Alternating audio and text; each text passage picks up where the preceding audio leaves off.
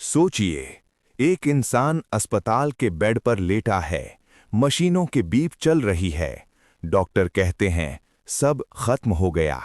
लेकिन क्या सच में सब खत्म हो गया? अगर शरीर यहीं रह गया, तो जो मैं था, वो कहाँ गया? क्या मौत एक अंत है या किसी और सफर की शुरुआत?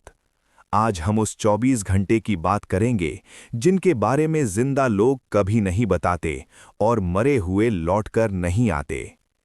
जैसे ही आखिरी सांस निकलती है, शरीर शांत हो जाता है, लेकिन चेतना अचानक गायब नहीं होती।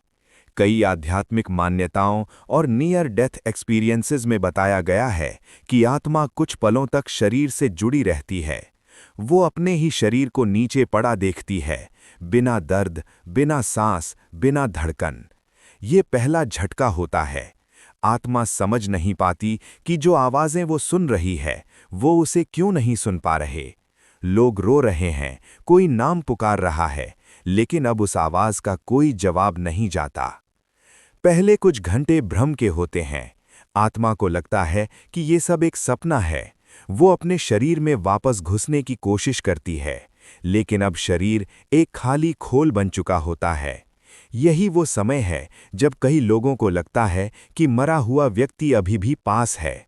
कमरे में अजीब सन्नाटा, हवा में भारीपन या किसी के पीछे होने का एहसास, इन्हें कई संस्कृतियों में आत्मा की मौजूदगी माना जाता है। लगभग 3 से 6 घंटे के बीच आत्मा का ध्यान अपने प्रियजनों पर जाता है। वो घर जाती है, उन जगहों पर जाती है जहां उसका भावनात्मक जुड़ाव था। माँ की रसोई, बच्चों का कमरा, पत्नी या पति की खामोशी, सब कुछ दिखता है लेकिन छू नहीं पाती। यही वो समय होता है जब कहा जाता है कि आत्मा सबसे ज्यादा बेचैन रहती है, क्योंकि वो देख तो सकती है लेकिन कुछ बदल नहीं सकती। इसके बाद एक अजीब अनुभव शुरू होता है, समय का टूटना। आत्मा के लिए मिनट और घंटे का मतलब बदलने लगता है। कहीं 10 मिनट घंटों जैसे लगते हैं, कहीं कई घंटे एक पल जैसे। इसी चरण में बहुत से अनुभवों में समीक्षा की बात आती है, जैसे पूरी जिंदगी एक फिल्म की तरह चलने लगती है। बचपन, गलतियां, रिश्ते, अधूरे वादे, सब बिना एडिट के सामने आते हैं। कोई जज नहीं करता, कोई सजा नहीं देता, लेकिन आत्मा खुद अपने कर्मों को देखती है।